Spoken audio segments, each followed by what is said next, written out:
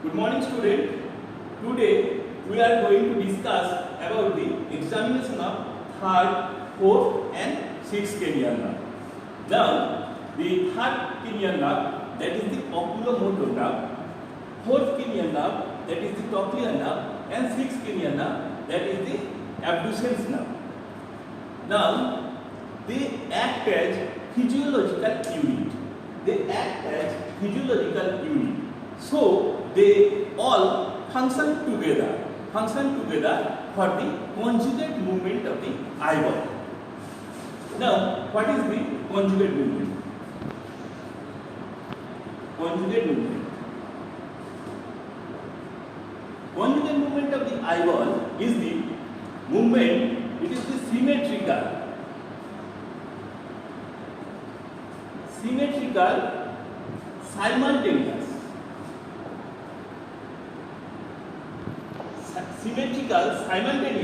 and same-sided movement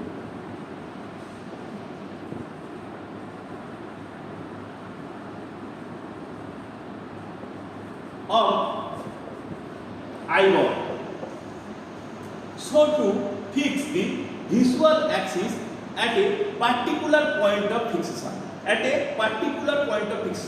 Visual axis of this eye and visual axis of that eye fixed to the particular point of the fixation. Now this object is moved to one side. Then visual axis of my left eye and visual axis of my right eye fixed to that point of fixation. Now this point of fixation, the movement of the eyeball are the conjugated movement. That is the symmetrical, simultaneous, and same-sided movement of the eyeball. What is visual axis? So what is visual axis? Visual axis, it is the line joining the point of fixation of object and nodal point, which is the midpoint of the lens and fovea symptoms.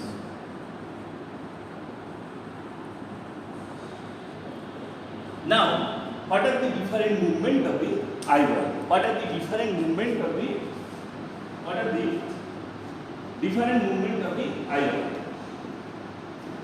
The different movement of the eyeball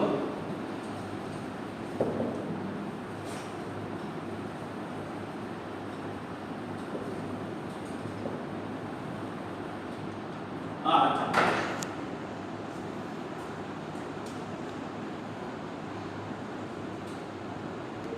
abduction, that is the outward direction movement. This is the abduction, that is the outward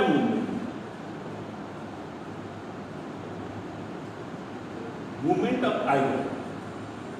Adduction,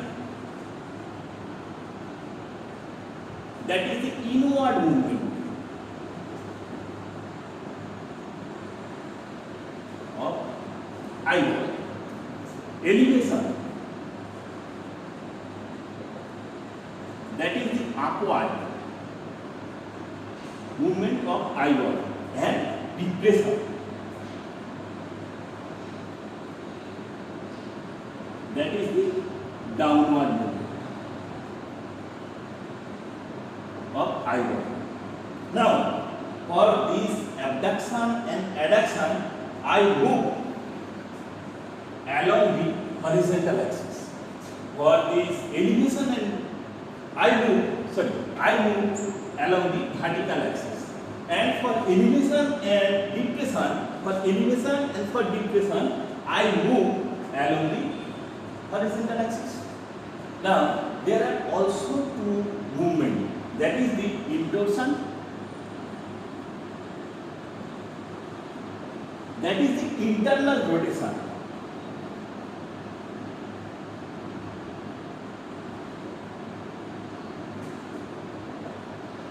and extorsion, that is the external rotation.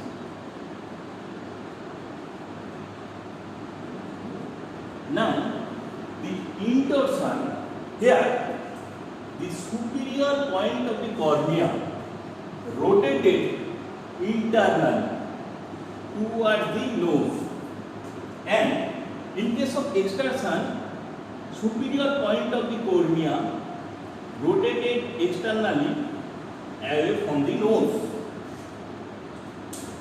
and this intorsion and extorsion movements, this is intorsion and this is extorsion, this is abduction, this is adduction, this is elevation and this is depression. Now for the intorsion and extorsion, I rotate along the anterior posterior axis. For abduction and adduction, I rotated along the vertical axis. For elevation and depression, I rotated along the horizontal axis. So this is elevation, this one is depression, this is abduction for right eye and adduction for left eye. This one is abduction for left eye and adduction for right eye. Now, the range of movement of the eye, the range of movement of the eyeball medially 50 degree downward, 50 degree laterally or temporally, 50 degree and upward. It is about 33 degree. So, what next we are going to discuss about what are the different muscles of the eye. The muscles may be extraocular muscle, muscles may be extraocular muscle, extraocular muscle. That is the extrinsic muscle of the eye. Extrinsic.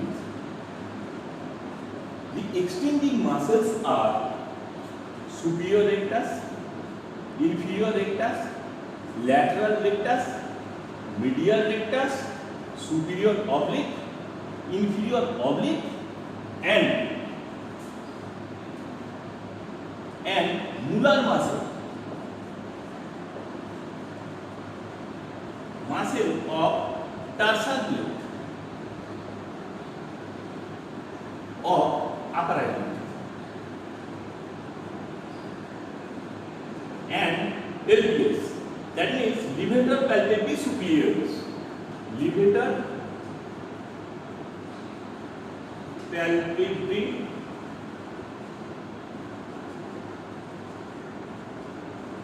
palpebris superiorus. Now, what are the intrinsic muscle? That means the intraocular muscle of the eye. The intrinsic muscle. What are the intrinsic muscle of the eyeball? Intraocular. Number 1, constrictor pupil.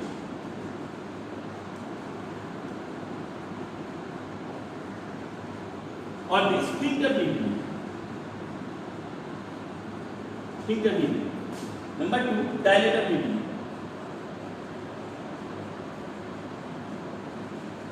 Number 3, ciliary muscle.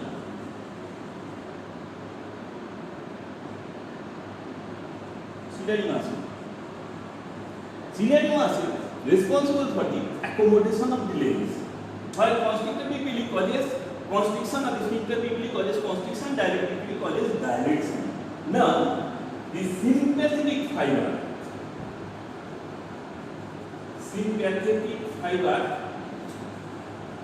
supply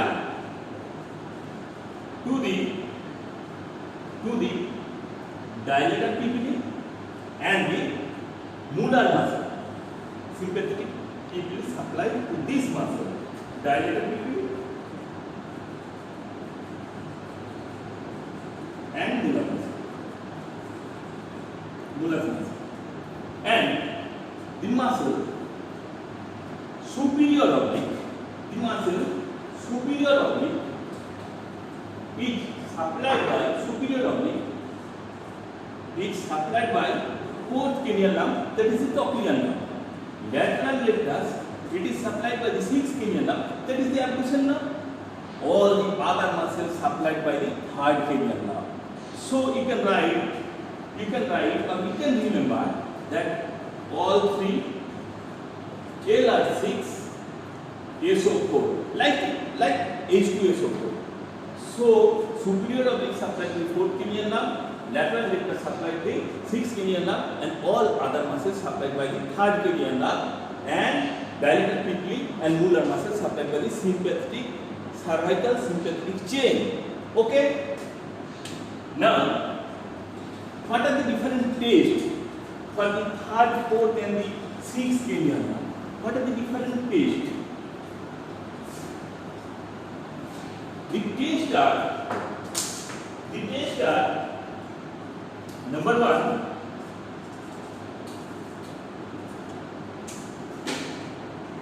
the tests are number 1, test for ocular movement. Number 2, light reflex.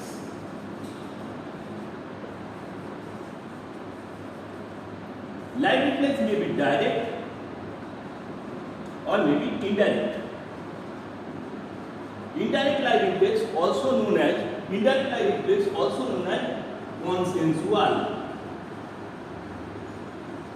consensual light reflex, and other is accommodation.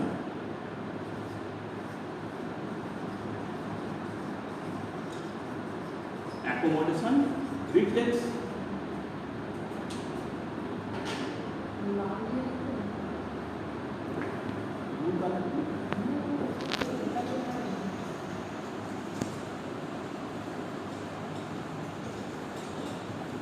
Now, before going to the test proper, we have to know that some important clinical anatomy.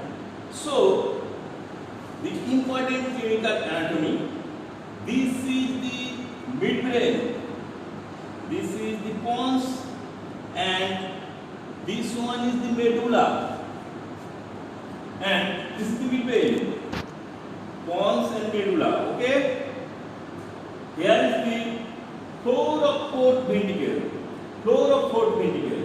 Here is the superior colliculus at the midbrain and the posterior level. This is the posterior side, and this is the anterior side. Okay, posterior side, and here is the important cerebellum. Okay, this is the cerebellum.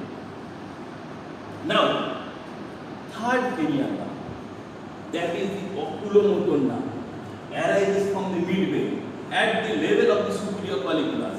It emerges from the junction of the midbrain and pons at the lower border of the midbrain, and it found itself within the subarachnoid space full of CSF. Now it goes forward, and here is important structure. You know that structure is the cavernous sinus, and this is the lateral wall of the cavernous sinus. The 3rd cranial nerve, after emerging, go through the lateral wall of the cavernous sinus, and it emerges from the cavernous sinus. Here is an opening, that is the superior orbital fissure. It enters into the superior orbital fissure, and it goes to the orbit.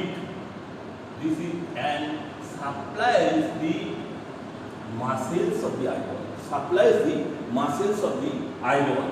That is the superior rectus, medial rectus, inferior rectus, inferior oblique, ciliary muscles, and sphincter pili. Okay, this is the 3rd cranial. This is the beautiful eye. Okay, now what about the 4th cranial nerve? The 4th cranial nerve is emerging from the midbrain at its back. It is the peculiar nerve that comes out from the back, then it crosses the midbrain, it curls the midbrain and come in front. Okay. Now this is the trochlear nerve nucleus, and it comes out at the level of the inferior colliculus. This is superior colliculus and the posterior side. It go back and it curls the midbrain, and it emerges from the junction of the midbrain and pons. Okay, it go out and go downward in the subarachnoid space. Then it enter into the lateral wall of the cavernous sinus. Then go downward through the lateral wall of the cavernous sinus. At the end of the cavernous sinus, go upward. It crosses the third nerve. It enter through superior orbital fissure. Here, one important muscle is there. That is the trochlear muscle, and the front end of the trochlear muscle is wrapped by a pulley that is known as trochlea, and supplies this trochlear muscle, which is wrapped by a pulley. So this nerve is called as trochlear nerve. Okay, and this trochlea, superior oblique muscle, this is superior oblique muscle, which is wrapped by pulley that is known as trochlea, and it inserted at the posterior equator. So when there is construction of the superior oblique muscle, which is supplied by the fourth cranial nerve, there is depression of the eyeball. When there is contraction of the inferior oblique muscle, then also there will be elevation of the eyeball. Okay? Superior oblique muscle contraction causes depression of the eyeball as it attached to the posterior equator. Remember, this is the pupil. Okay, this is the eyeball. Okay, now I am making it more clear. This is superior oblique muscle. This is the superior rectus. This is the medial rectus. This is the lateral rectus, and this is the inferior rectus. So superior rectus causes elevation of the eyeball. Inferior rectus causes depression of the eyeball. Medial rectus causes, here is the nose. Medial rectus causes adduction, and lateral rectus causes abduction. All these muscle, all the four rectus muscle attached to the eyeball at the anterior equator, and it is attached 6 mm. All these muscle attached 6 mm behind the scaleocorneal junction. Okay, at the anterior equator. But these two muscles, superior oblique and the inferior oblique, attach at the posterior equator. This is the upper lateral part, and this is the lateral part. Okay. Now the sixth cranial nerve. The sixth cranial nerve arises from the mid pons. It arises from the mid pons. The nucleus present, this is the abducens nucleus presents in the mid pons, and it emerges from the junction of the pons and medulla oblongata. Okay, this nerve first go downward, then ascend upward. It enters a canal, ascend upward along the cleavage. Okay. It enters a canal which is known as the Dorello canal. This is the hypocartilaginous osseous canal present at the petrous part of the temporal bone, Dorello canal. Okay. Then from this Dorello canal, it enters into the cavernous sinus, remain within the cavernous sinus cavity. Then it emerges and it goes through the superior orbital fissure, and it supplies the lateral rectus muscle. That is, the lateral rectus muscle causes abduction of the eyeball. That's why this name of this nerve is abducens. Clear? Abducens. This area is very important. I am making more clear.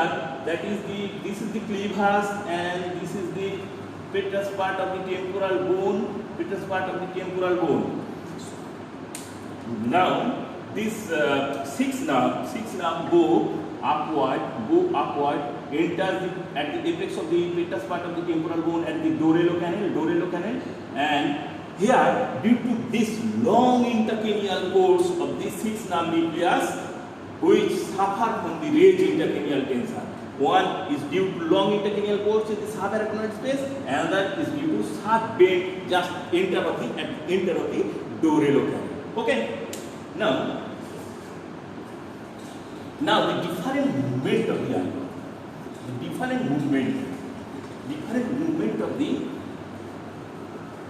different movement we are going to discuss about the different movement of the eyeball.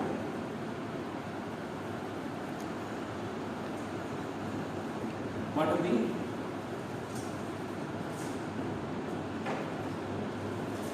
different movement of the eyeball? Mainly elevation and depression, conjugate movement. The conjugate movement is very important. When we are seeing this duster, the conjugate movement is very important. This visual axis making an image at the retina, and this visual axis making an image at the this retina, and both are the corresponding point. Both are known as the corresponding point of the retina. Both corresponding points are fused at the occipital cortex. That is the area 17 and visual association area 18 and area 19, and fused as single image. So conjugate movement of the eyeball is very important. Now at the midline, superior rectus causes elevation. Okay, and superior rectus causes elevation also in abducted eye. Okay, inferior rectus at the midline, inferior rectus causes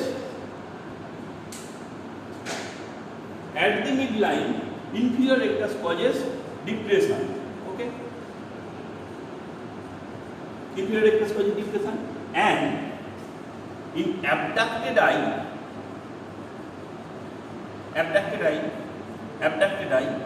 it also causes depression. Superior rectus causes elevation. Superior lateral rectus, supplied by 6 cranial nerve, it causes abduction, that is away from nose, and medial rectus, 3rd cranial nerve, that causes adduction. Okay. Now superior oblique. Both oblique, superior oblique and inferior oblique, they act on the adducted eye. Okay. Due to this attachment at the posterior equator, superior oblique in the adducted eye, it causes depression. I will show you. And inferior oblique causes elevation. In the adducted eye. Okay, there are some other movements which are not so much important, that is intorsion and extorsion. Here, superior rectus and superior oblique are the intor, and inferior rectus and inferior oblique are the extor.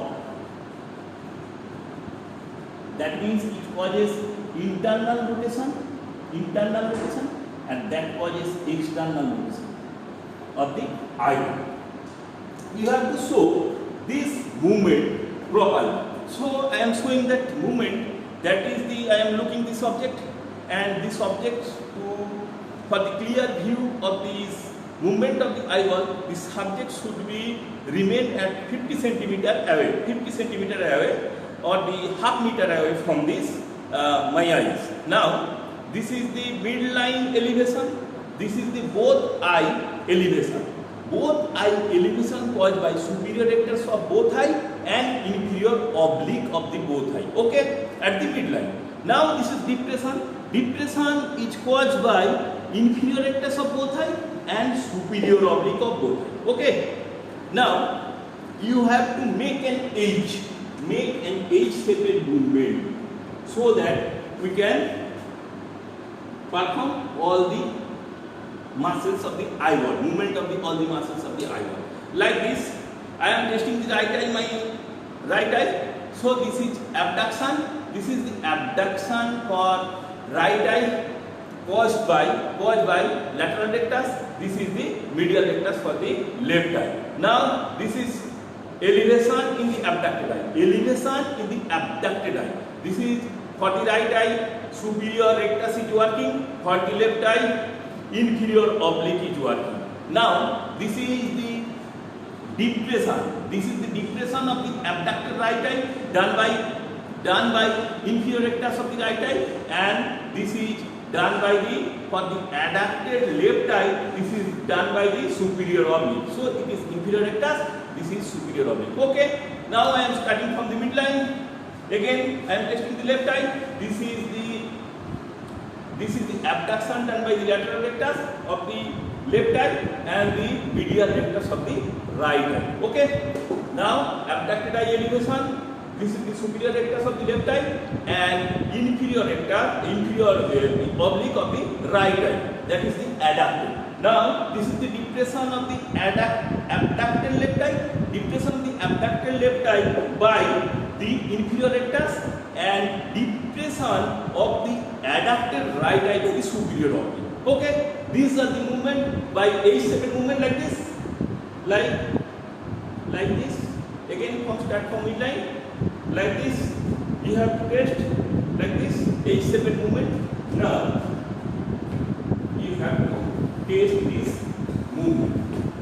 Now I am going to test. I am going to show the test. Show the test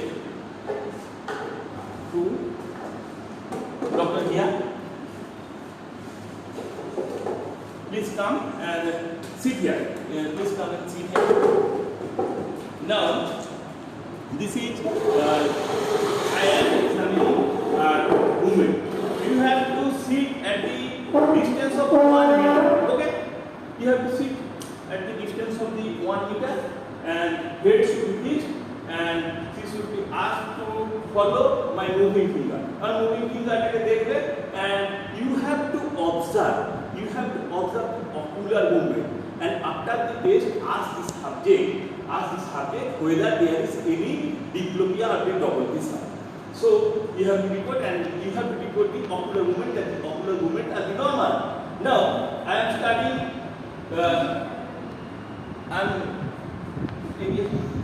Starting from the midline. This is the 50 centimeter from my side and 50 centimeter at the same level, and both I tested simultaneously for the conjugate movement. Okay.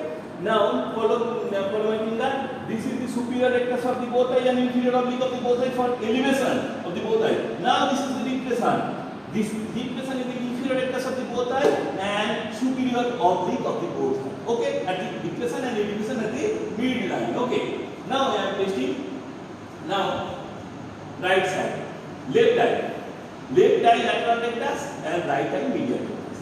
Now left eye superior rectus, right eye inferior oblique. Okay.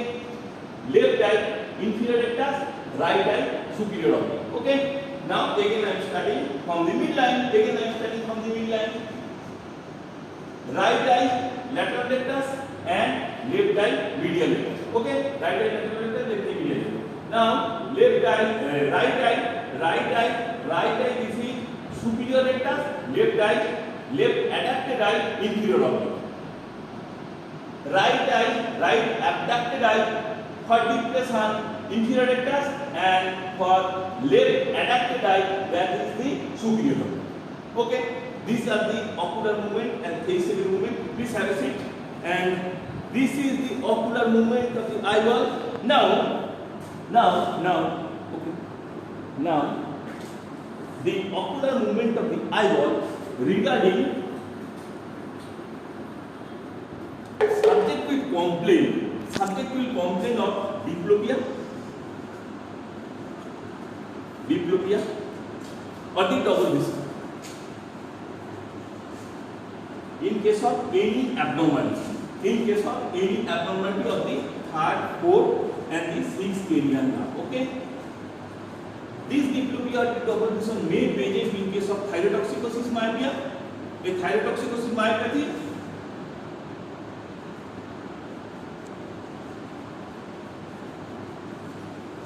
Myasthenia gravis or any other type of the myopathy. So,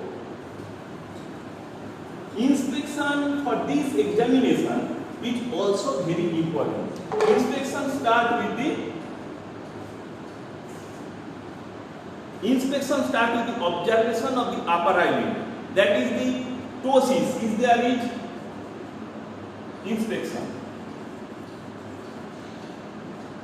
inspection for ptosis. Ptosis may be complete or may be partial. Complete ptosis in case of paralysis of the third nerve, that is the levator parallel superioris. Okay, and partial ptosis may be paralysis of the mular muscle. Mular muscle is due to sympathetic nerve paralysis. And again, look for corneal opacity, corneal ulcer,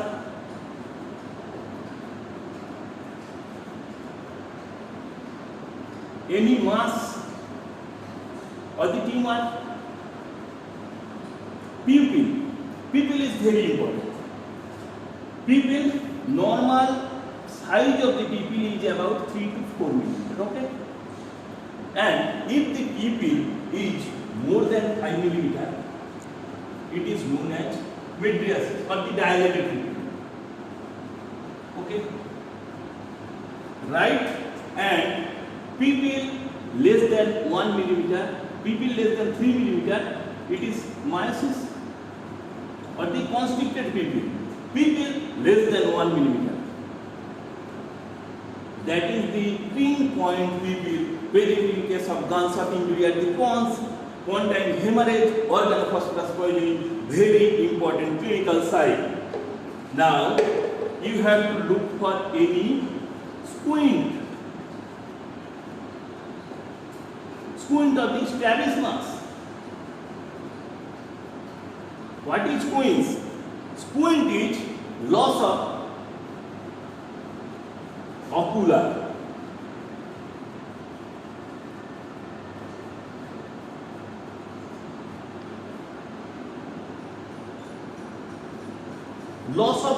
parallelism. That is the squint.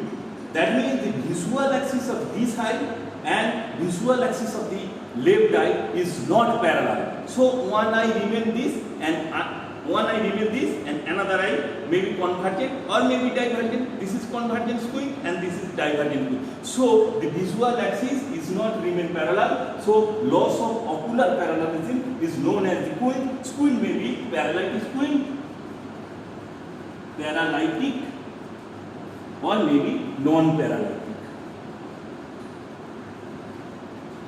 Paralytic squint occurs in the third, fourth, sixth nerve palsy, and it is acquired, maybe acquired, and patient complain of diplopia. Okay. In case of non-paralytic squint or the concomitant squint, there will be no diplopia. It may present from childhood. Non-paralytic squint and non-paralytic squint, there may not be any restriction of the movement of the eyeball. Okay, you have to look for another things, that is the nystagmus. What is nystagmus? Nystagmus is rapid, involuntary, jerky, oscillatory movement of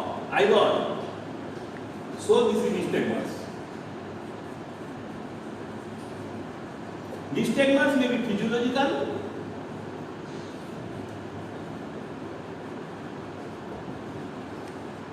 or may be pathological.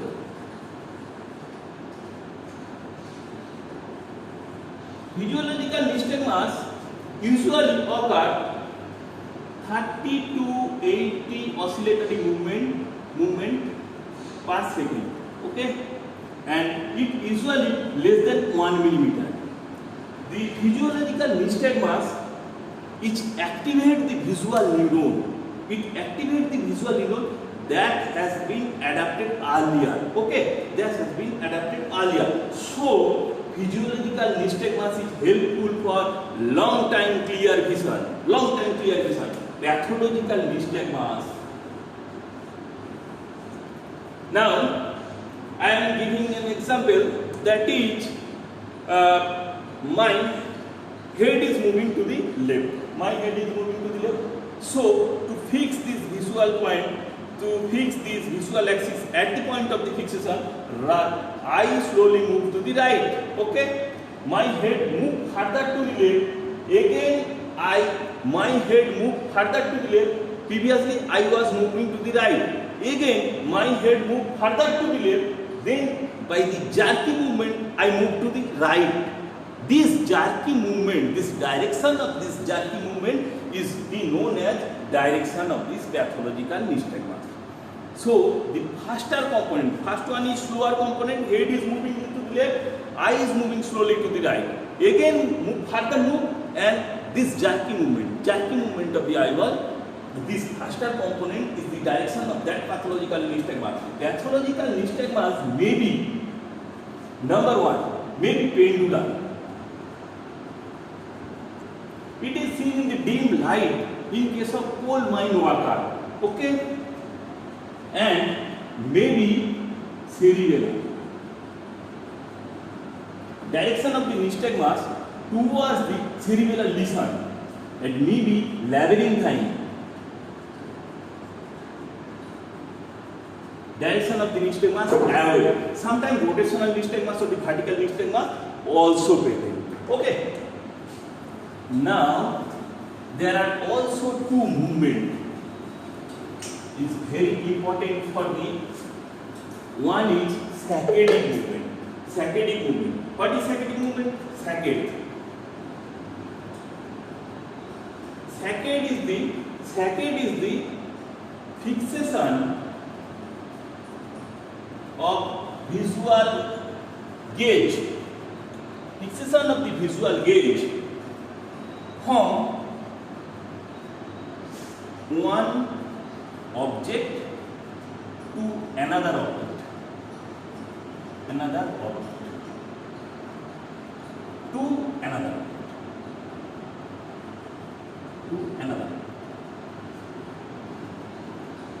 This rapid voluntary movement of the eyeball is known as saccade. Now another is smooth pursuit movement.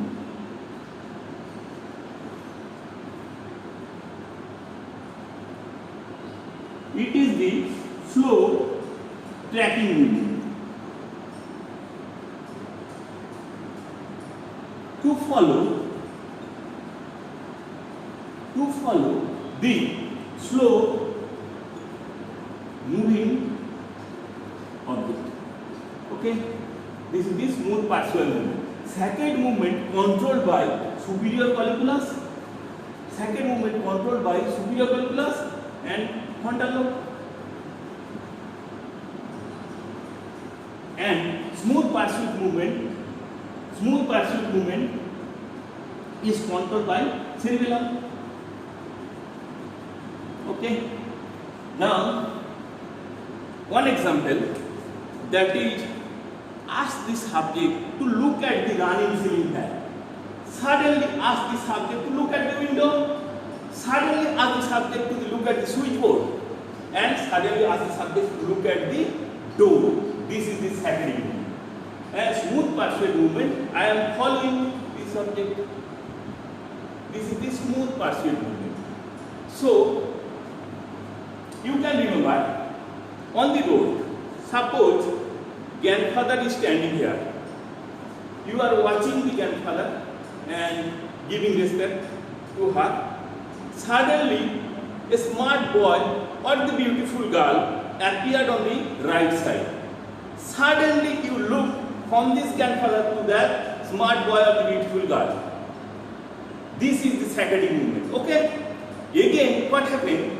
That boy or the girl goes slowly towards his or her grandfather, and you are following or the tracking slowly. This is the smooth pursuit movement. Okay? Right? Now, next one is the examination of the light reflex. Examination of the light reflex. So, what is light reflex?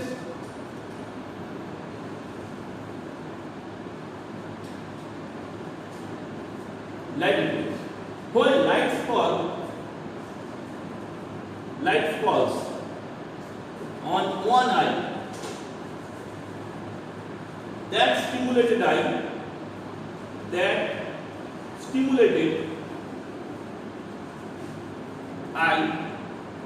pupil will be constricted. This is known as direct light reflex.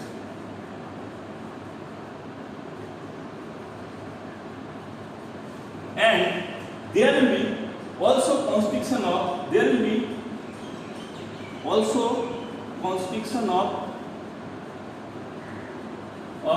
the pupil of other or the opposite eye. This is known as indirect or the consensual. Okay? Light reflex. Now, suppose the pathway of the light reflex.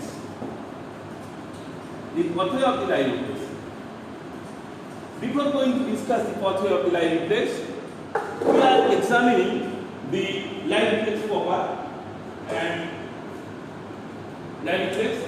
During examining the light reflex, never shine the light from the front. You have to bring the light from the side rapidly. So that accommodation reflex will not be initiated. So I am testing the left eye of doctor here. Please close right eye by cup of your hand. Okay, by cup of your hand. So room should be dimly illuminated so that you should take a view of the constriction of that stimulated pupil.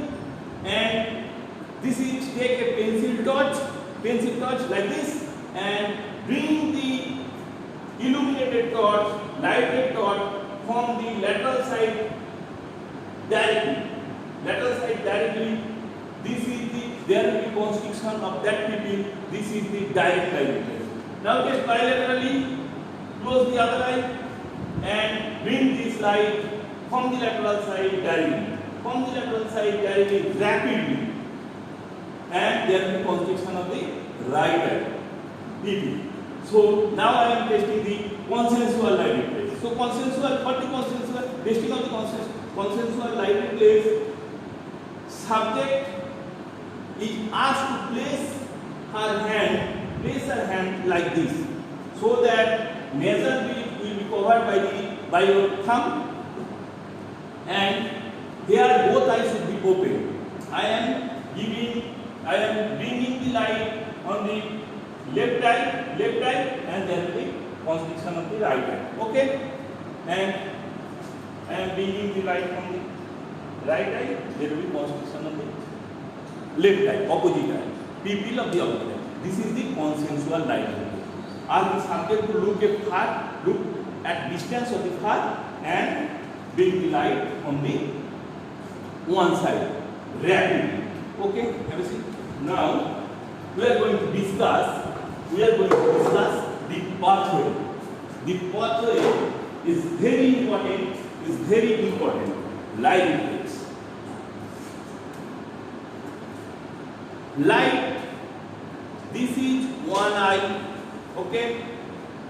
This is one eye, and this is another eye, okay? This is another eye. Now, light falls on the right eye. Light falls on the right eye. The information goes through optic nerve, and optic nerve goes to the optic chiasma, then optic tract, okay. This one is this mid portion is the midbrain, okay, right? Now, important that the nasal fiber goes to the other side. So, information from the stimulated eye goes to the both sides, okay? But the temporal fiber does not cross. By the nasal fiber, information does come to that side and also to the left side and also to the right side. So, from the optic nerve, optic chiasma and optic tract, then here is the pretectal nucleus and the superior colliculi. So, right superior information goes to the pretectal nucleus of right side and pretectal nucleus of the both sides, and pretectal nucleus of the left side, pretectal nucleus of the right side. Okay. Here is the aqueduct of Sylvia in the midbrain, and just to the aqueduct of Sylvia at the midbrain at the level of superior colliculus there is the third nerve nuclei, that is the oculomotor nerve nuclei, and just lateral to it there is Edinger-Westphal nucleus, that is the accessory oculomotor nucleus or the parasympathetic nucleus of the third nerve. Okay. From the pretectal nucleus of the both side goes to the Edinger-Westphal nucleus of the right side and Edinger-Westphal nucleus of the left side. From the Edinger-Westphal nucleus of the left side and Edinger-Westphal nucleus of the right side. And from the Edinger-Westphal nucleus, this fiber, preganglionic parasympathetic fiber emerges. Preganglionic. This is the preganglionic parasympathetic fiber. Okay. Fiber emerges through the third nerve, and it goes to the ciliary ganglion. Okay. From the ciliary ganglion, there is short ciliary nerve. Which supply the constrictor pupil of the sphincter. So there will be constriction of the right eye of the pupil of the right eye. And from the other side, Edinger-Westphal nucleus fiber also goes to the ciliary ganglion from the short ciliary nerve, and there will be both side sphincter pupil.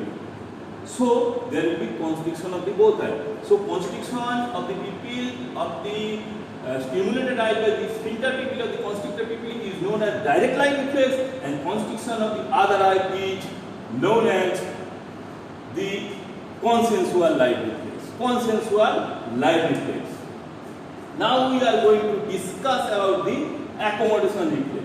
Now the pathway of the accommodation reflex. What is accommodation reflex?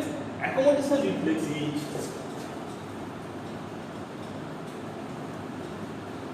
when the visual gauge is fixed, visual gauge is changed from far to an near object. Three response occur. These three responses are known as accommodation, reflex, or the near response phenomenon. The three responses are constriction of pupil. Okay, right. Second one is convergence of eyeball. Third one is increase the curvature of anterior surface of lens, or increase the convexity of the anterior surface of the lens. Constriction of the pupil by the sphincter pupil, which is mediated through Edinger-Weisband nucleus and the ciliary ganglion. Convergence of the eyeball mediated by the medial rectus, that is the third oculomotor nerve, and increase the curvature of the anterior surface of the lens mediated by the ciliary muscle contraction, which causes relaxation of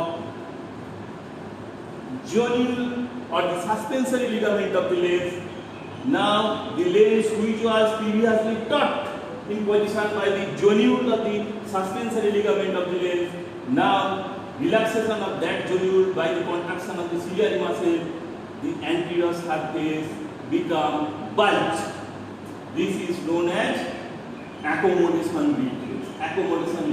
And now there will be some degree of enophthalmos also. The constriction of pupil and convergence of eyeball clinically evident, but the increased curvature of the anterior surface of the lens and some degree of the enophthalmos clinically will not be evident. Okay, right? Now, what is the pathway? Pathway bypasses the pretectal nucleus of the superior colliculus. It does not go to the pretectal nucleus. Okay? Now, fiber from this area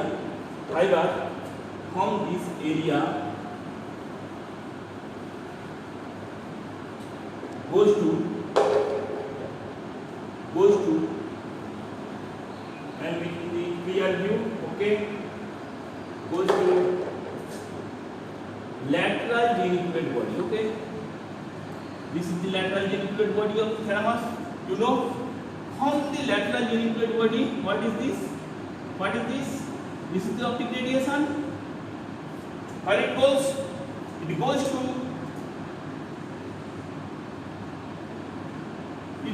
visual cortex, that is the area 17. Okay, and there is area 18, secondary visual association area.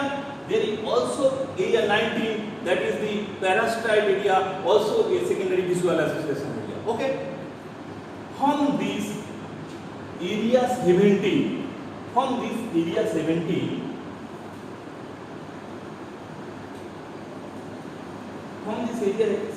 what's happening? Here it goes to an area, that is the area 8, frontal eye field area. That is the area 8, frontal eye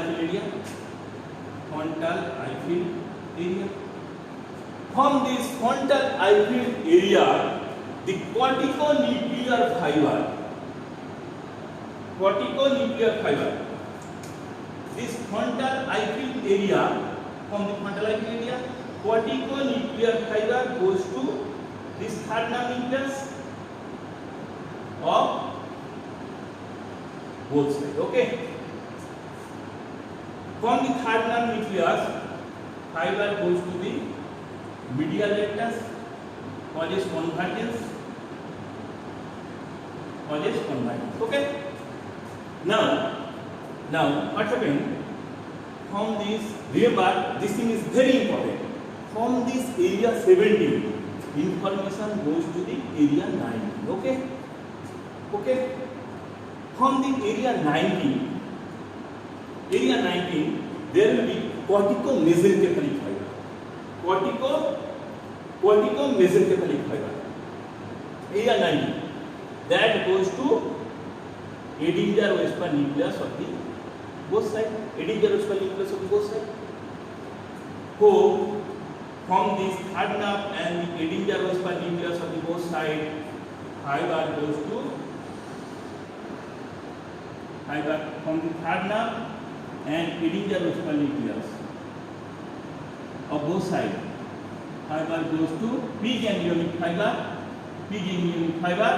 to the ciliary ganglion on the both side, and from the ciliary ganglion to the sphincter pupil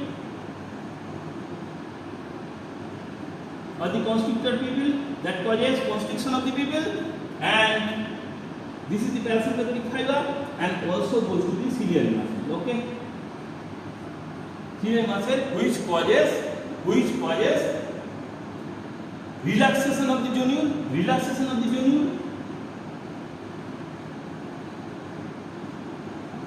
Now the anterior curvature of the lens become more bulge or the more convex. So this is the accommodation reflex. Now you have to test for the accommodation reflex, you have to test for light reflex, and you have to test for the ocular movement. Now we are going to test the accommodation reflex. Doctor here, please come. Ask the subject, I am keep your index finger, I am keeping this pen in front of her eyes, that is about 15 centimeter in front of the eyes, and both eyes of the subject is open. Ask the subject to look far. Suddenly ask the subject to look at. There will be convergence of the eye. Ask the subject first look far. Keep the pen, keep the index finger at the 15 centimeter away from the nose, and ask the subject suddenly look. First ask the subject to look at distance, then ask the subject to suddenly look. There will be convergence of the eyeball, and constriction of the both pupils.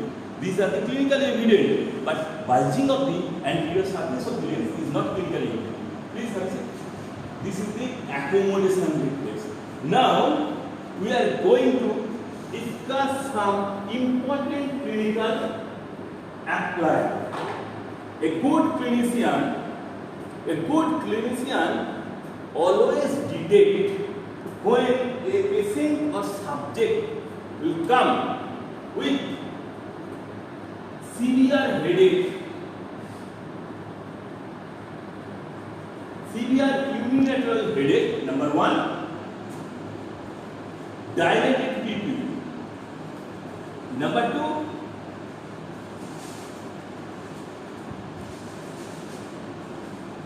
number 3, complete ptosis,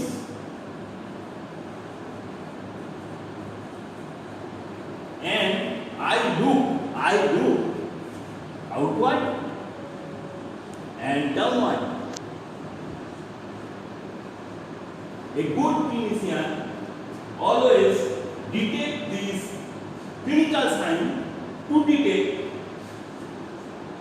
hard nerve pulse of that subject.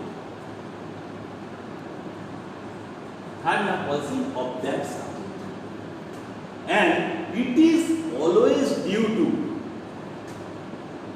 posterior communicating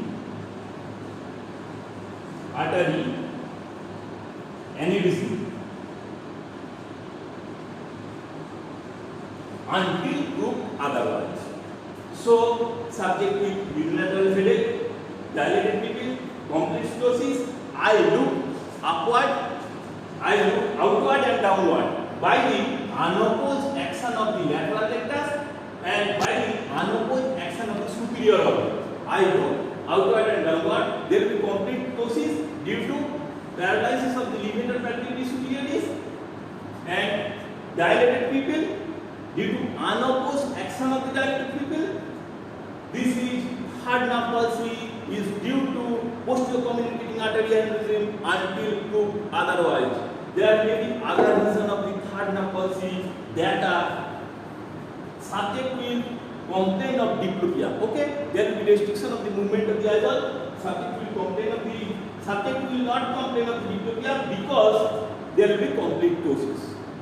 Subject will not complain of the diplopia in case of isolated third nerve palsy. There will be, as there is complete ptosis, subject cannot be able to open his or her eyes. The other causes are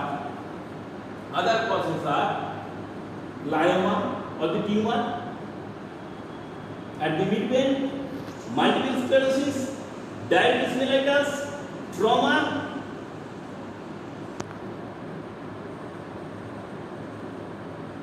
sarcoidosis, myasthenia gravis, and after surgery. Okay, this is the third nerve palsy. Now, isolated fourth nerve palsy. What is isolated fourth nerve palsy? Fourth nerve supplies the superior oblique muscle. Okay, superior oblique muscle. I have told that superior oblique muscle causes depression of the adducted eye. This is the adducted eye which causes depression. So there will be subject will be unable to depress his eye. Subject should be unable to depress of his eye. Okay. Number 2, there will be diplopia. Diplopia when subject look downward. Okay. When subject look downward. The causes of fourth nerve palsy will be diabetes mellitus, trauma, and multiple sclerosis. Okay.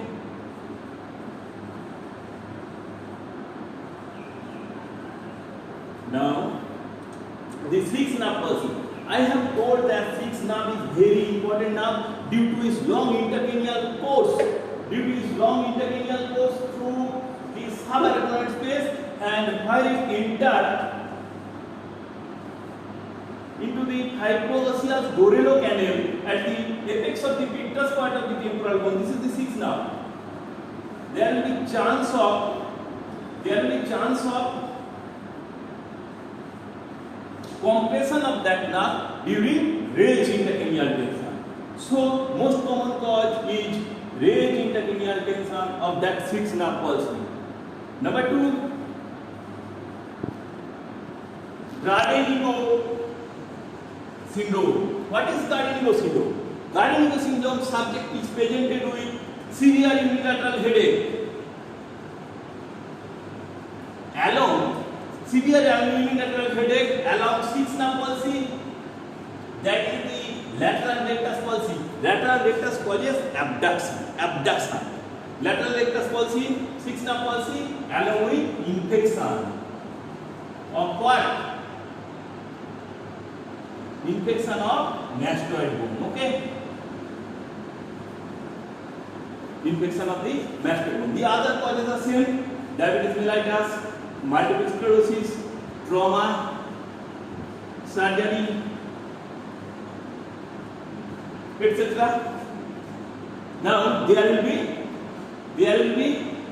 eye will be rotated, third nerve causes lateral rotation, eye will be adducted. So there will be convergent squint or the strabismus. Okay. There will also be diplopia when subject try to look outward. There will be diplopia due to paralysis of the third nerve. Okay, diplopia. Now, some other clinical very important aspects are: Number one,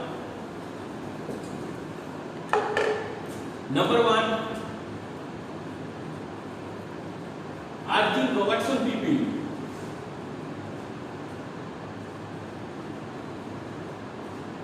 What is Artin-Robertson pupil? Artin-Robertson pupil is the accommodation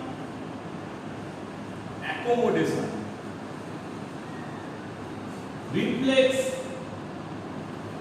will be present, okay, but light reflex is lost. This is the, and there is unequal people, okay. This is the unequal people or the uneven people. This is the accommodation reflex will be present, light reflex will be lost. So, what are the cause? Cause is neurosyphilis. Neurosyphilis of pretectal nucleus or the superior colliculus. Neurosyphilis of the pretectal nucleus causes loss of light reflex, as the pretectal nucleus is the one of the cell station for the light reflex. There will be loss of light reflex, but the accommodation reflex, as the accommodation reflex bypasses the pretectal nucleus, accommodation reflex will be present. The other causes are sarcoidosis, diabetes mellitus, and multiple sclerosis. Now, what is one important thing, that is, what is reverse? What is the reverse articular conversion people?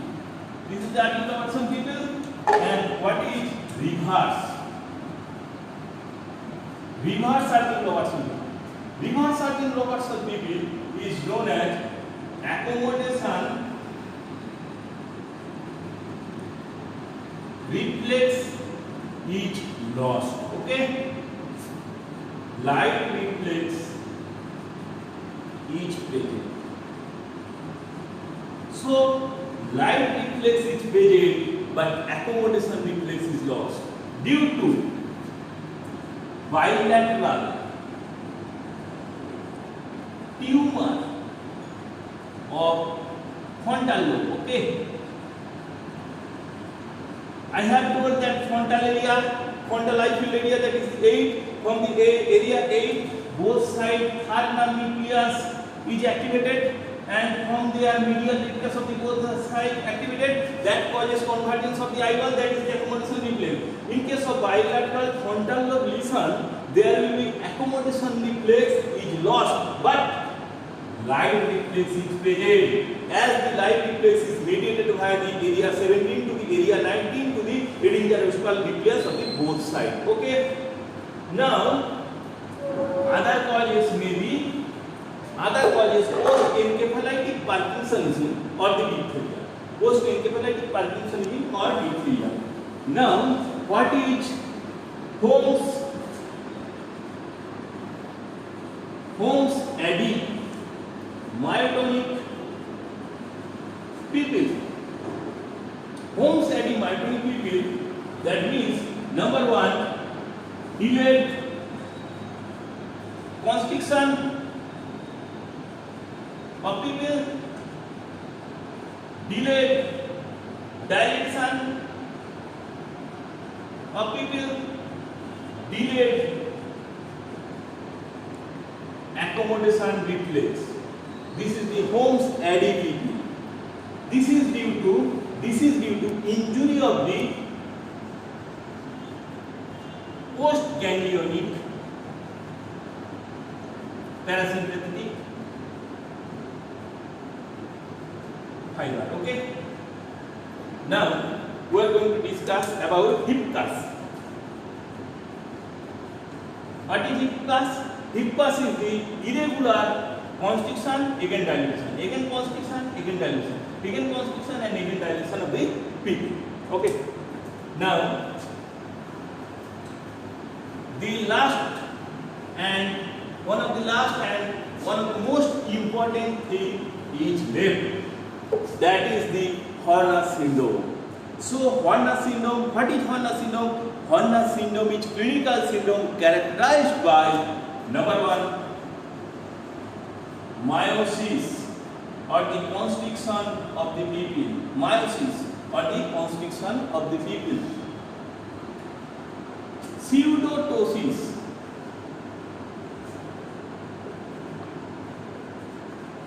Due to paralysis of the molar muscle. Okay. Meiosis, pseudotosis, and hydrosis. Meiosis due to paralysis of dilated pupil and by the unopposed action of the constrictor pupil. Pseudotosis due to paralysis of the molar muscle. This is pseudotosis or the partial ptosis, not the complete ptosis, which is caused by the levator brachii superior muscle supplied by the third nerve. Pseudotosis due to molar muscle paralysis, due to paralysis of the or injury of the sympathetic cervical trunk. Okay. Now, anhidrosis. Anhidrosis, it is the lack of sweating of the one half of the face, of the neck, of the arm, back of the arm, front chest and the back chest of the one half. This is due to anhidrosis, which is due to fiber through the sweat gland of the sympathetic trunk is lost. Okay. Enophthalmos.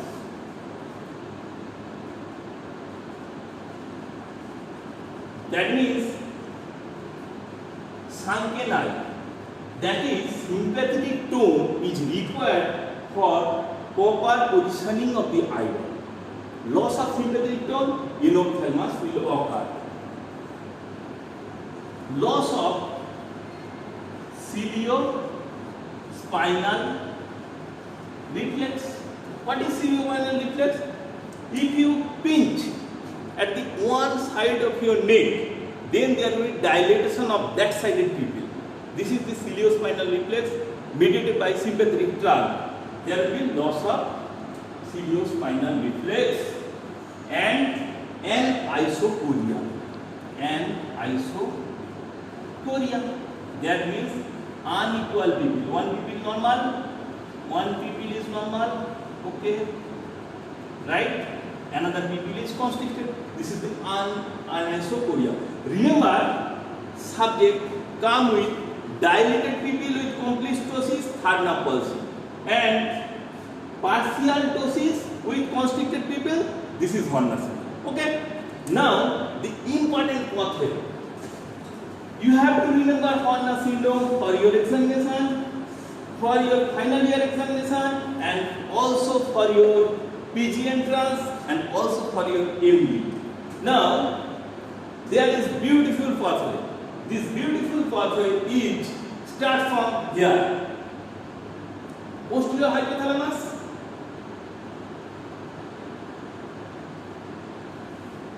starting the sympathetic fiber, and here is the midbrain, here is pons, this one is medulla. Okay. Now, this is the floor of fourth ventricle. This one is the eminent cerebellum. Okay. Posterior hypothalamus sympathetic fiber start. Okay. I am giving another color for your easy visualization. This is the sympathetic trunk, comes and go downward from the brainstem. This is the midbrain, pons, medulla oblongata, and here it goes to the thoracic T1 segment of the vertebra. Okay, thoracic T1 segment. Now, this is the thoracic T1 segment of the vertebra, and I am thoracic T1 segment of the vertebra. Now,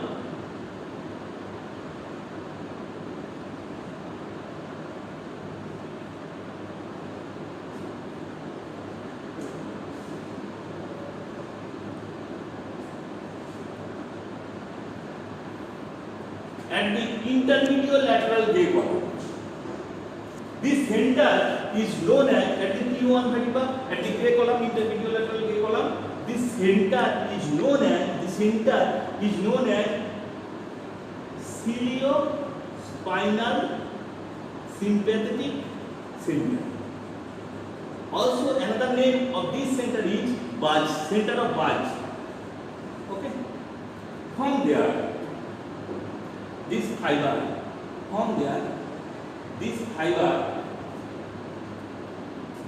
goes to preganglionic sympathetic fiber goes to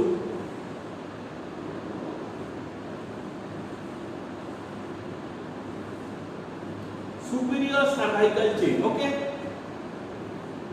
superior sympathetic superior cervical ganglion. This is also known as stellate ganglion. From there, the third order neuron. From there, the third order neuron goes to the vidiculi. This is the dilator pupil, and it supplies the sympathetic fiber of the superior cervical ganglion supply the dilator pupil. Okay.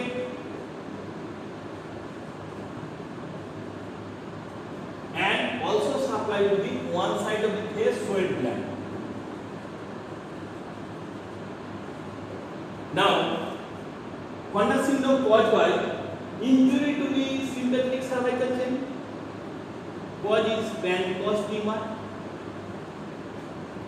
Apical tumor of the bronchogenic carcinoma. Apical tumor, Pancoast tumor. Number 2, cervical lymph node enlargement or the metastasis. Number 3, injury to the T1 vertebra.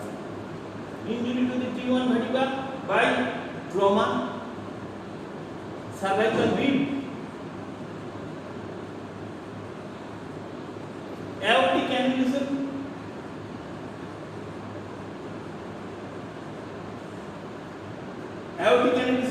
trauma, and injury to the pons, medulla oblongata, and the midbrain by glioma, multiple sclerosis, diabetes mellitus, encephalitis, and also massive injury to the cerebral hemisphere, that is the cerebral infarction. Okay, that causes Horner syndrome.